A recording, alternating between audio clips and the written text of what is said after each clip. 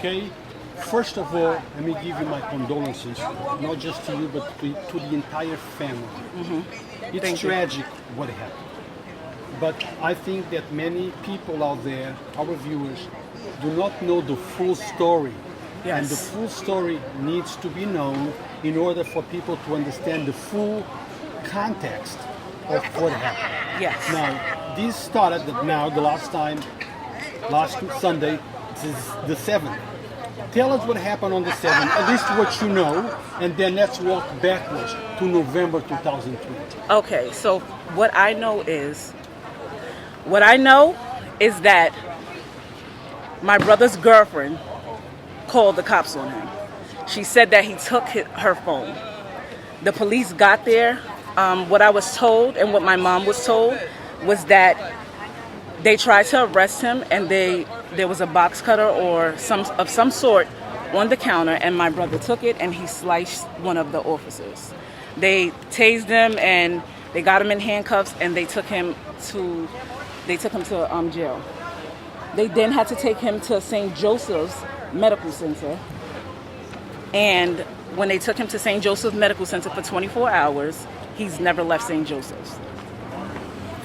He had a blockage, and his blockage came from November 2020, which Rue, you have the video, when his girlfriend stabbed him multiple times in his stomach and left him to die. She didn't face any charges. Nothing happened to her. So this is why my brother is gone, from complications from the stabbing that the girl did in November 8th, 2020. So are you telling me that Patrick, your brother, is a victim of domestic violence? Yes, my brother is a victim of domestic violence. The woman uses the police officer as her shield. She calls every time she wants them to come. She will take my brother. When he has money, she'll take him in. She'll give him a spare room if they're not on good terms, or they'll sleep in the same room. Once his money is gone, she'll kick him out to the street. She's busted my brother's head open. She's knocked his tooth out of his mouth. She's manipulated him to believing that she was the only person that he had in this world. She is not a victim. She's an abuser. And I don't think no one takes men being abused by women seriously. When a woman gets abused, everybody cares. When a male gets abused, nobody listening. It's not okay.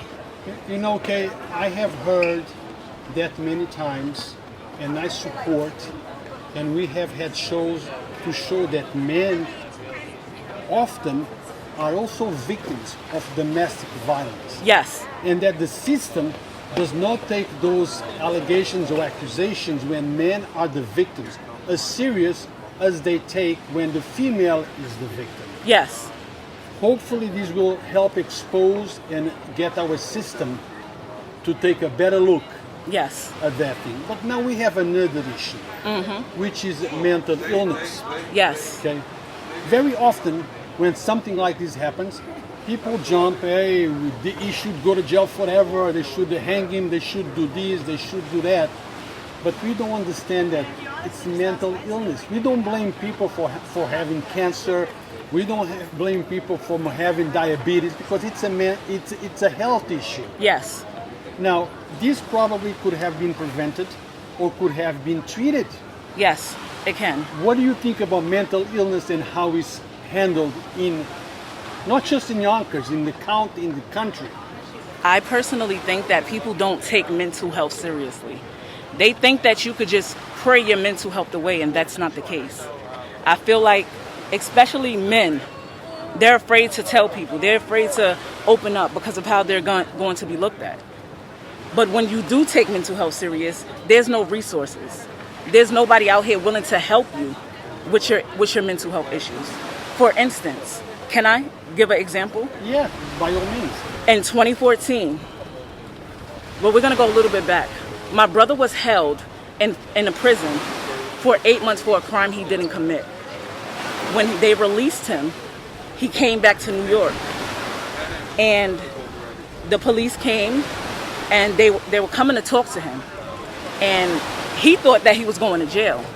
and he said he wasn't going to jail anymore.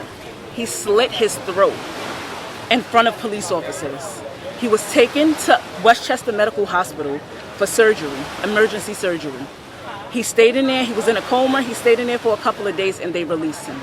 He didn't get any help. Me, my mom, my sister, my brothers, we tried to get power of attorney over him. We tried to get, so we can make medical decisions for him. And every time we tried to get him help, they would tell us he's in his right mind. There's no way that you can keep throwing a person in jail when he comes out, keep throwing him in and out, and not get into the root cause of the problem, which is his mental health. It's on black and white paper. It's in the paperwork. He has a mental illness. He's been diagnosed. Feeding someone pills all the time is not going to fix the problem. So, I always and often tell family members, look, if your family member needs some kind of help with mental health, you need to take that first step, because sometimes they don't recognize that they are having a problem. Mm-hmm. In your case, your family took that step. Yes. You guys looked for help. Yes. But unfortunately, the system yes. was not there to give you that hand for your brother to find better yes. help and be treated. Yes. If you had a senator, a legislator, those that are in charge of making laws and passing laws, what would you tell them? I would say that you guys need to stop talking about mental health and that's it. I think you need to put actions behind your words, because a lot of people talk mental health, but they don't mean anything they're saying. They are just words. We need help out here. It's not just my brother. There's thousands of him with the same issues that need help, then this can be prevented. So I think that y'all need to take action and make it easier, access easier for people with mental health issues. Actions, not words, right? Actions, not words. Yeah, we already heard enough of our elected officials to step in front of the camera saying that they understand mental health. Well, we already heard you saying the same thing over and over and again. over. I think what they need now is action. It's actions. Yes. Now listen, I have read the comments that people are saying. There is lots of negative comments, but there is lots of supportive comments. Yes. Who are saying that Patrick was a kind guy. Yes. That would take the shirt out of his back to give it and to he another would. person. But unfortunately, sometimes when you suffer mental illness, you have instances where you lose control of yourself and you do things that are wrong. Yes. Okay? Tell us a little bit about your brother, the man. My brother, my brother's a comedian. If you was around my brother, he'll make you laugh. Like, that's his personality. He's a comedian. He's loving, he's caring, he's kind. You see, a lot of y'all make comments and make accusations off of a little clip that you see. You see, but I spent 33 years with my brother.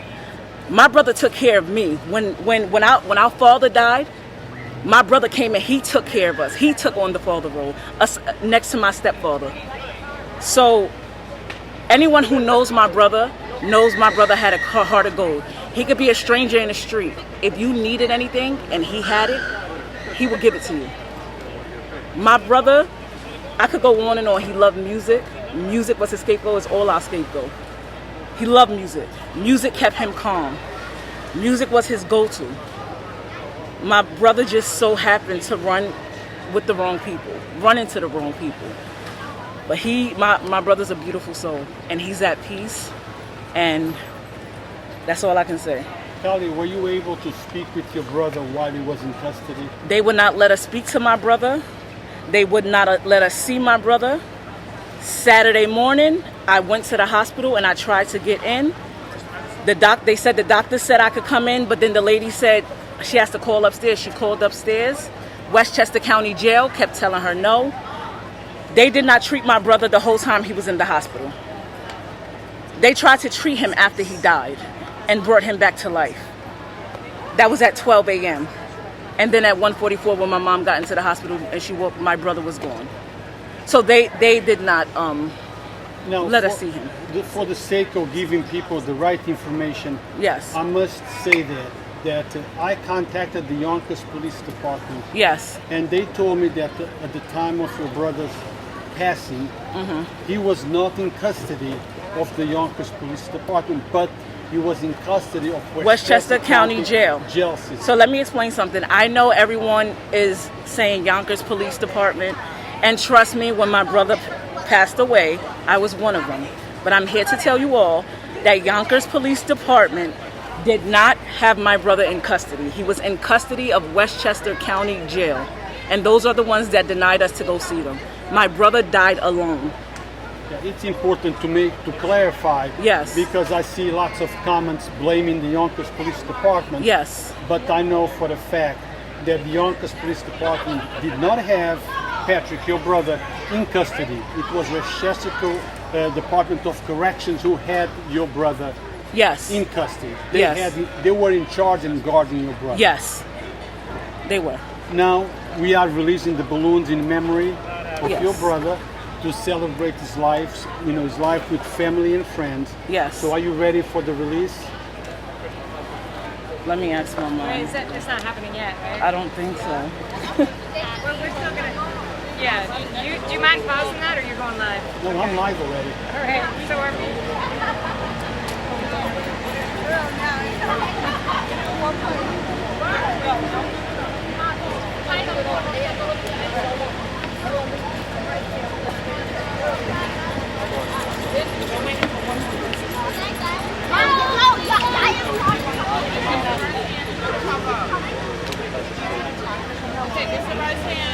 Careful. Maybe I'm not when you cut them then. Ours will be a little quicker.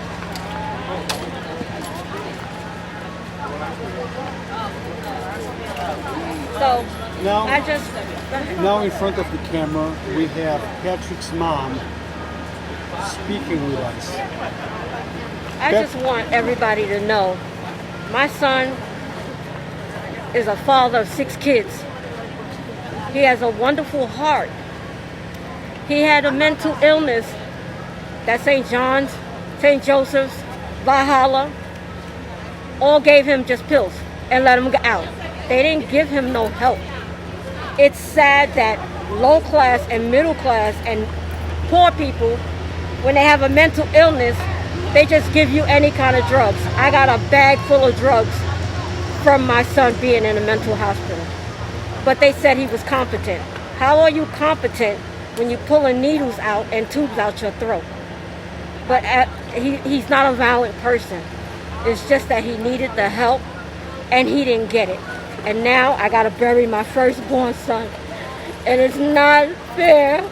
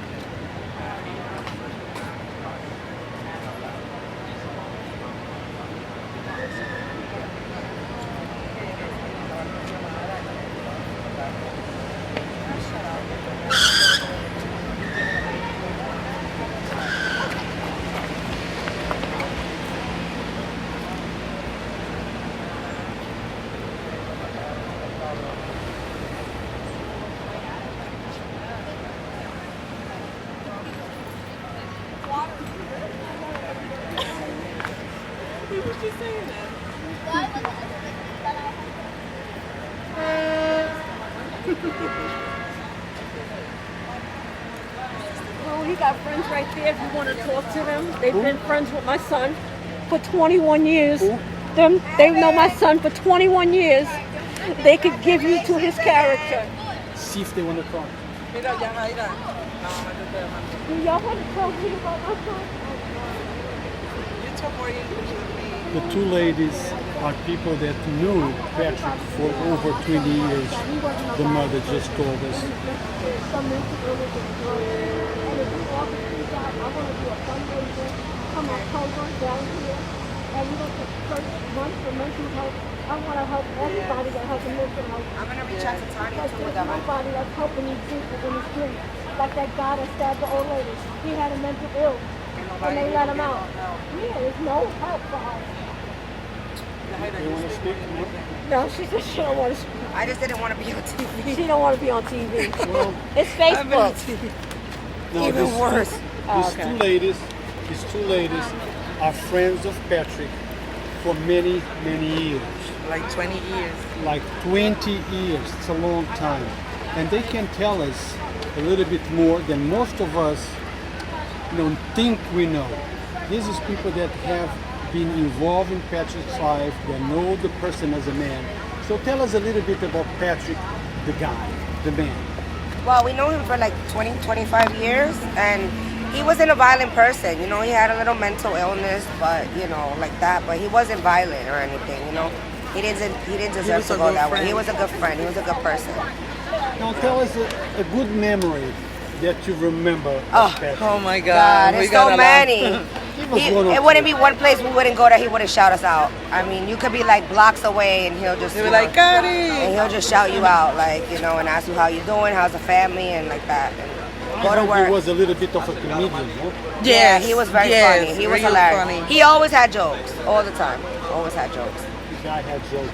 Were you surprised when Yeah. you heard about what happened? Yeah, very surprised. I mean, you hear different stories. I'm not really sure exactly what, but it's just sad that he had to go the way he did.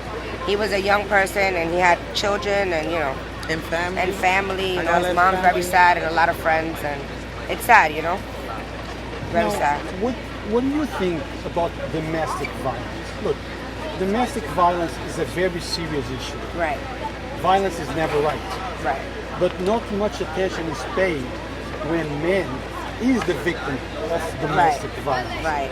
There is allegations, I cannot validate one way or the other, that he was a victim of domestic violence. Right. Did you hear anything about that? Do you know anything about that? No, I didn't. I didn't really hear the story. But I you just- heard about the incident back in 2020 that we covered at the very same house, I really same people. didn't. I just, when I heard the information, I was at work.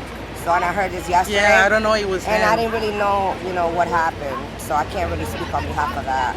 Now, do you know the lady that the girlfriend, wife, No. do you know her personally? I haven't seen him in a long time. The last time I seen him was maybe like a month ago when he was catching us to go to work, and that's it. I haven't really, I see him here and there, but as far as the girlfriend and stuff, I'm not aware of that. Thank you very much for sharing Thank you. your story, your experience with Patrick. Thank you so much. Thank you. No! Lisa.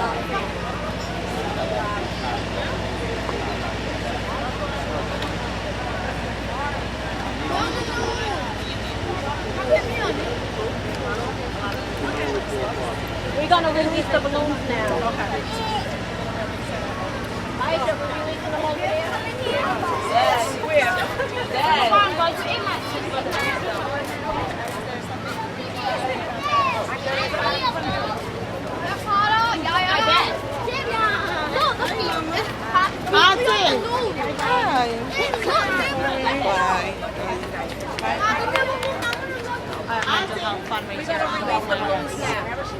Now we are going to release, the family and friends are going to release the balloons a little further down.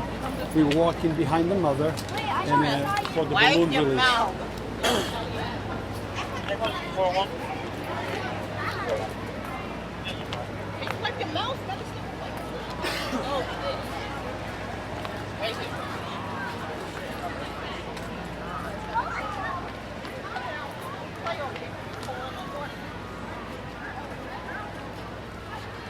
Yonkers Voice is live from the pier, right here in Yonkers, right across from Dolphin's restaurant. Guys, thank you very much to those that are supporting Yonkers Voice by sending us some stars. It's always appreciated. But remember, stars is not the only way to support. You can support us by asking your family and friends to join Yonkers Voice. not just on Facebook, but also on Instagram and YouTube.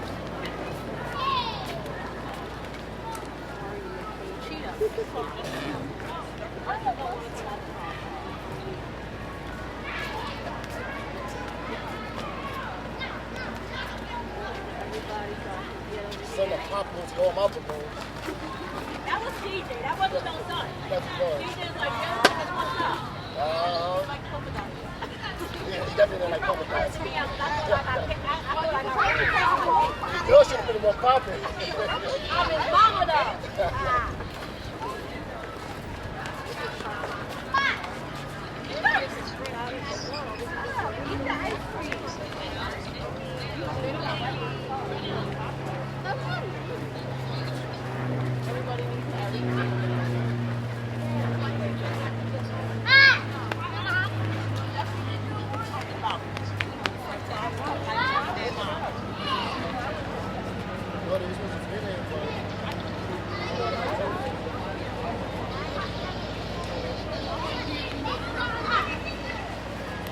The Reese's.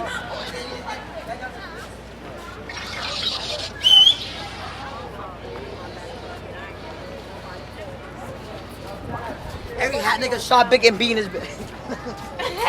Hello. Every hot nigga shot. Oh, smash house. Okay, come on, let's go. You think you like that one?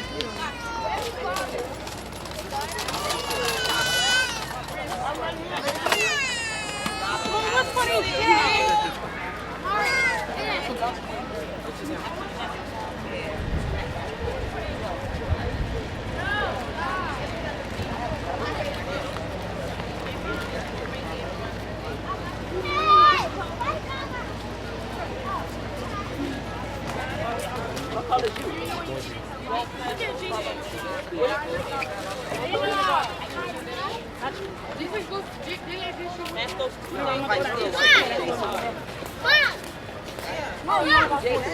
Hold on,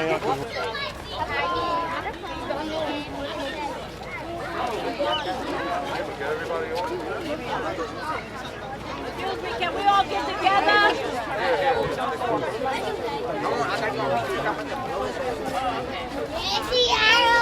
Don't even dab it. Don't even dab it.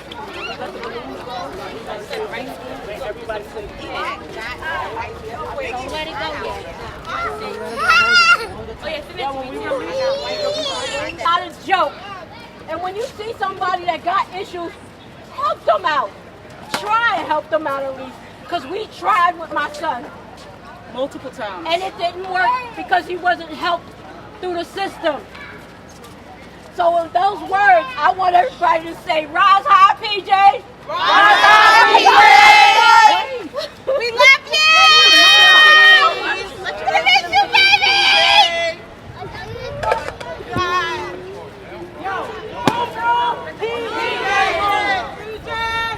What's up right now? I want to know why my cousin's dead. I know that.